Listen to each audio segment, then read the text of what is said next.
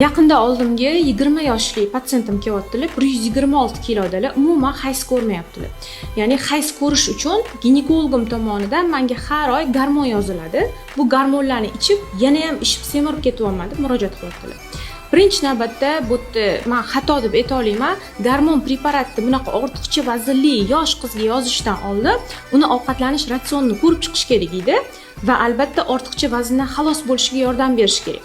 Har doim ham gormonga o'tkazib qo'yish to'g'ri tanlov emas. Birinchi navbatda ovqatlanish ortiqcha vazndan xalos qilish. Ortiqcha vazn bo'lgandan keyin hayz siklini buzilib ketishiga olib keladi.